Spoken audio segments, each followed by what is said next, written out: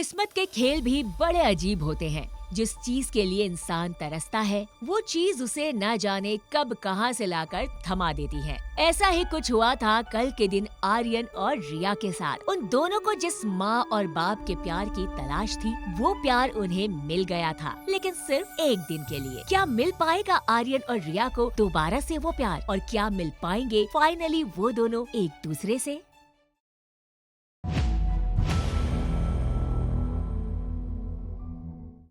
Morning birds की मीठी आवाजों के बीच आर्यन की आंखें खुलीं।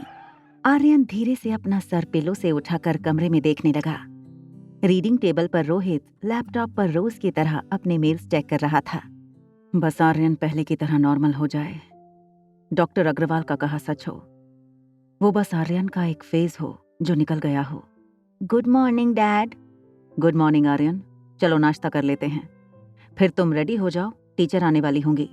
आर्यन हाँ में सर हिलाकर लिविंग एरिया की तरफ जाने लगा। रोहित की नजरें अब भी आर्यन के बर्ताव पर थीं, जो अब बिल्कुल पहले जैसा हो गया था। Manali city area.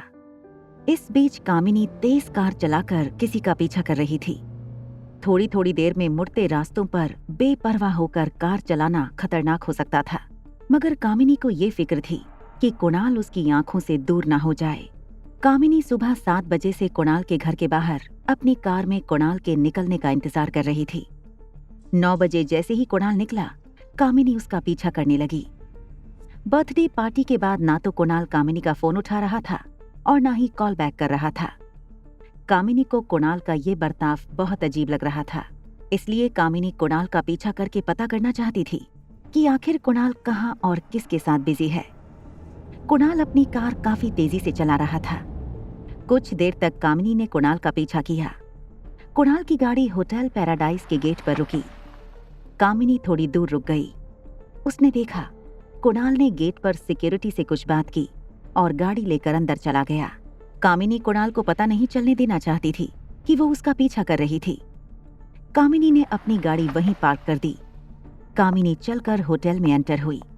Kunal hotel lobby से होते हुए लिफ्ट तक गया। कामिनी ने एंट्रेंस के शीशे से कुणाल पर नजर रखे हुए थी। कुणाल जब लिफ्ट के अंदर चला गया तो कामिनी दौड़कर लिफ्ट के पास आई। उसने देखा कि लिफ्ट 4th फ्लोर पर रुकी। कामिनी तुरंत बगल वाली लिफ्ट में गई और 4th फ्लोर का बटन दबाया। जैसे ही लिफ्ट 4th फ्लोर पर रुकी, कामिनी ने बड़े ध्यान से लिफ्ट के बाहर झांक कर देखा। कॉरिडोर खाली था। कामिनी चुपके से बाहर आई।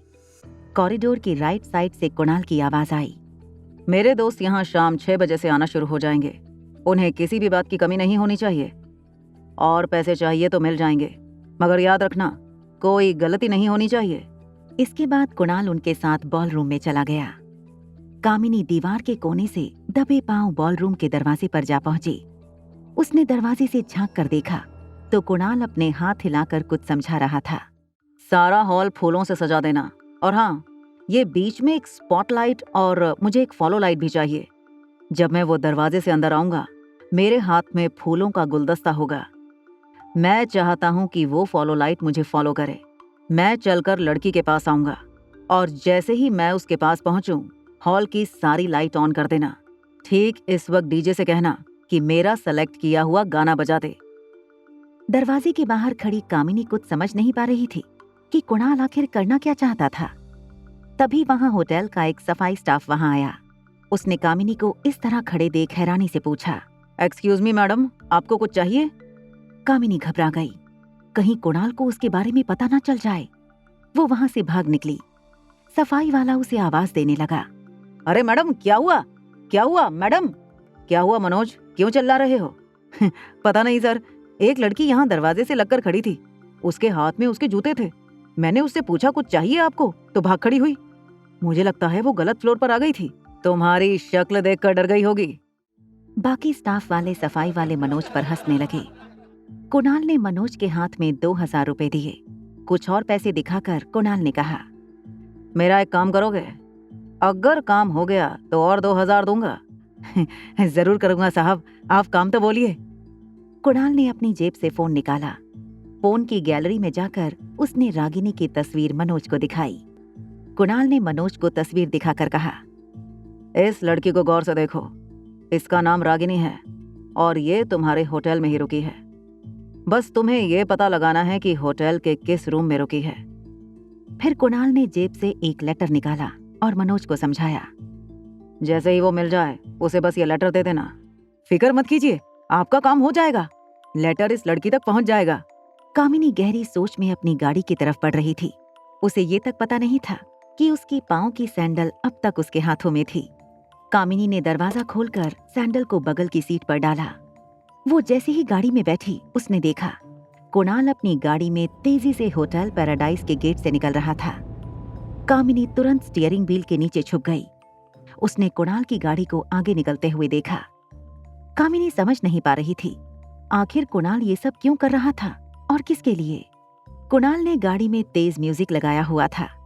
वो अपनी जेब से फोन निकालकर एक हाथ से ड्राइव करते हुए एक हाथ से मैसेज टाइप करने लगा। ठीक शाम 6 बजे होटल पैराडाइज के बॉलरूम में पहुंच जाना। कुणाल ये मैसेज अपने नजदीकी दोस्तों को करने वाला था। वो चाहता था कि वो अपनी नई खूबसूरत दोस्त को अपने सारे फ्रेंड से इंट्रोड्यूस करवाए। गाड़ी चलाते हुए मैसेज भेजने वाले कुणाल को ये पता नहीं चला कि कब उसने गलती से ये मैसेज कामिनी को भी भेज दिया। क्या होगा अब इसका अंजाम? क्या कोई नया तूफान आने वाला है अनीका की जिंदगी में? आखिर इतनी तैयारी किस लिए कर रहा था कुणाल? ऐसा क्या करने वाला था वो अनीका के लिए? और क्या अनीका आएगी उस जगह पर? क्या करेगी कामिनी उसे वहाँ मौजूद पाकर? जानने के लिए देखिए अगला एपिसोड सिर्फ पॉकेट एफएम के YouTube चैनल पर। और एक लड़की को देखा तो के सारे एपिसोड्स को सुनने के लिए डिस्क्रिप्शन में दी गई लिंक से डाउनलोड कीजिए पॉकेट एफएम।